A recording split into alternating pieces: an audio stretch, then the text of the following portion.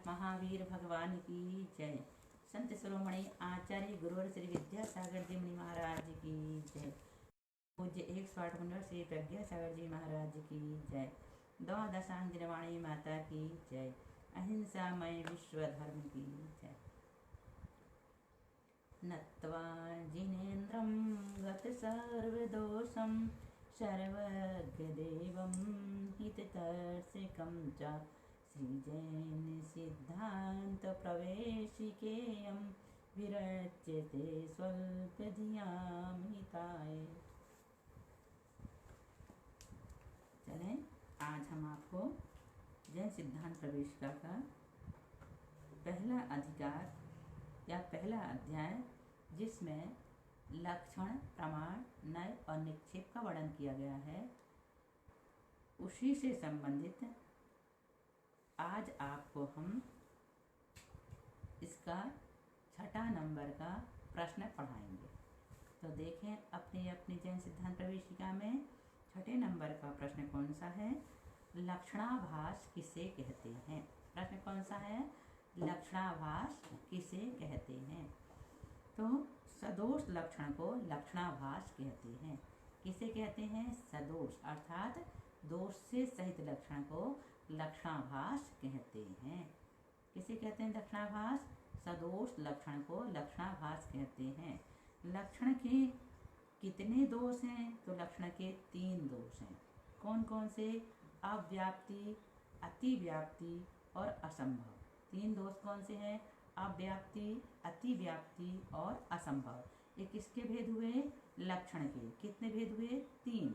कौन से? अव्याप्ति, अतिव्याप्ति और असंभव। अब इसके साथ ही इन्होंने एक प्रश्न और यहाँ पर लिखे हैं, लक्ष्य किसे कहते हैं? लक्ष्य किसे कहते हैं? तो जिसका लक्षण किया जाता है उसे लक्ष्य कहते हैं। लक्ष्य किसे कहते हैं? जिसका लक्षण किया जाता है उसे लक्ष्य कहते हैं। जैसे यदि मार्केट में हम आम खरीदने हैं, यदि हम मार्केट आम खरीदने के लिए जा रहे हैं तो हमारे लिए आम क्या हो गया? लक्ष्य हो गया। और शेष जितनी भी चीज़ें वहाँ पर बिक रही हैं वो सारी अलक्ष्य हो गई। यदि आप दुकान में कोई कपड़े खरीदने जा रहे हैं और मान लो आपको वहाँ पर धोती दुपट्टा खरीदने हैं, दुकान में तो बहुत सारे कपड़े रखे हैं, लेकिन आपका लक्ष्य क्या है? धोती दुपट्टा लेना, साड़ी लेना। बाकी सारी की सारी चीज़ें क्या हो जाएंगी? अलक्ष्य हो जाएंगी।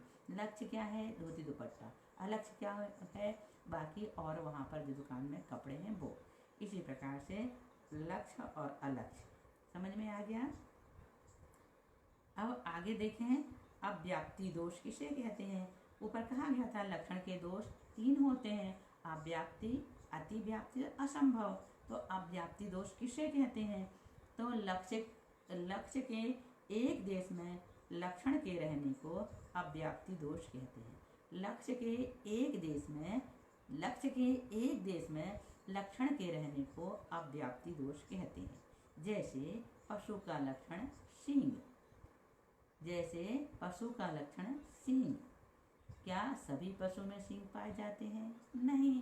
तो यहाँ पर किस अपेक्षा से कहा जा रहा है?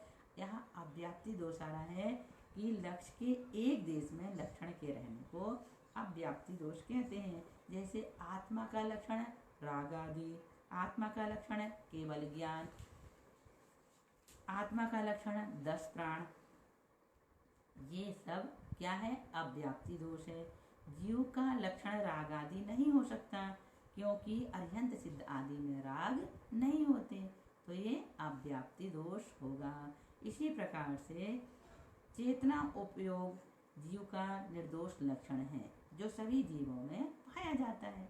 चेतना और उपयोग जीव का लक्षण है, ये सभी जीवों में पाया जाता है। जीव के 53 भावों में से सिर्फ जीवत्व को छोड़कर 52 भावों को जीव के लक्षण बनाने का अव्याप्ति दोष आता है। इसलिए हमको क्या करना है? यदि जीव की अपेक्षा से कहेंगे तो उसका लक्षण क्या हो गया? चेतना। लेकिन जीव का लक्षण यहाँ पर हमने क्या कहा? अव्याप्ति दोष कैसे बन रहा है? कि रागादि भाव, लेकिन रागादि भाव केवल ज्ञानी के नहीं होते, इस अपेक्षा से अव्याप्ति दोष हुआ। आगे देखें, अति व्याप्ति दोष किसे कहते हैं? लक्ष्य और अलक्ष्य में लक्षण के रहने को, लक्ष्य और अलक्ष्य में लक्षण के रहने को अव्याप्ति दोष कहते हैं।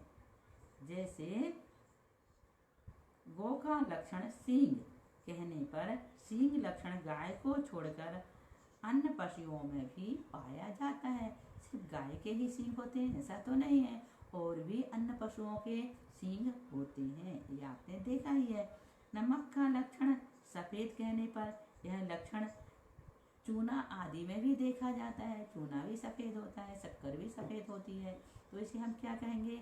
ये भी अतिव्याप्ति दोष कहलाएगा।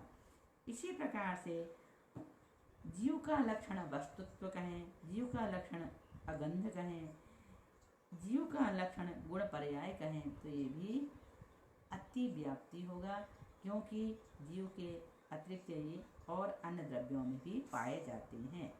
जैसा कि ऊपर हमने जो अतिव्याप्ति दोष के बारे में बताया कि जीव का लक्षण मानने पर अतिव्याप्ति दोष आता है, किसे? यदि जीव को हम अरस कहें, अगंध कहें, आरोपी कहें, तो ये अतिव्याप्ति दोष आएगा, अलग अलग कहें तो, क्योंकि ये लक्षण जीव को छोड़कर अन्य द्रव्यों में भी पाए जाते हैं। आ गया समझ में?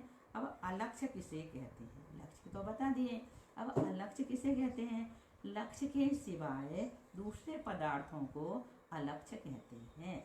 लक्ष्य के सिवाय दूसरे पदार्थों को अलक्ष्य कहते हैं। जैसे यदि जीव द्रव्य का लक्षण कर रहे हैं तो जीव द्रव्य को छोड़कर शेष सभी द्रव्य अलक्ष्य हैं। यदि हम जीव द्रव्य की बात करेंगे तो जीव द्रव्य का तो लक्षण कर रहे हैं, लेकिन शेष द्रव्य क्या हो जाएंगे? अलक्ष्य हो जाएंगे। असंभव दोष किसे कहते हैं? लक्ष्य में लक्षण की असंभवता को असंभव दोष कहते हैं। लक्ष्य में लक्षण की असंभवता को असंभव दोष कहते हैं। जैसे जीव का लक्षण हल्कापन, जीव का लक्षण भारीपन, जीव का लक्षण नरम, जीव का लक्षण कठोर। क्या ये जीव के लक्षण है? नहीं है। किसके लक्षण है? बताओ। हल्का, भारी, रूखा, चिकना, ये किस में पाया जाता है? पुद्गल में। ये जीव के लक्षण नहीं है। निगोदिया जीव का लक्षण सुखी होना, निगोदिया जीव कभी सुखी हो सकता है क्या? संभव ही नहीं है। इसलिए किसका दोष हुआ? किसका उदाहरण हुआ? असंभव। गधे का लक्षण सींग, गधे का लक्षण सींग, गधे का सींग होता है क्या? नहीं होता, तो ये तो असंभव है। और मिर्ची का लक्षण मीठापन, मिर्ची मीठी होती है क्या? असंभव, संभव ही नहीं है। इस प्रकार से हम बहुत सारे उदाहरण घर में ही देखें, ढूंढें, आपको मिलेंगे। आप अपने आप कहने लगे अरे ये तो असंभव है, ये संभव ही नहीं है। अपने आप असंभव दोष समझ में आने लगेगा। क्या हो गया ये? असंभव दोष। किसे कहते हैं असंभव दोष? लक्ष्य में लक्षण की असंभवता को असंभव दोष कहते हैं। अब इन चारों के अच्छी तरह से उदाहरण समझें। लक्षण, लक्ष्य, अलक्ष्य एवं दोषों का सामूहिक जितने ईद बताए हैं, लक्षण, लक्ष्य और अलक्ष्य, इनका एक साथ उदाहरण देखते हैं ना।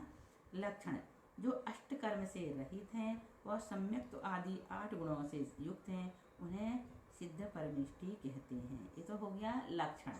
अब लक्ष्य सिद्ध परमेष्टि। लक्ष्य क्या है? सिद्ध परमेष्टि। अलक्ष्य क्या है? अन्न परमेष्टि।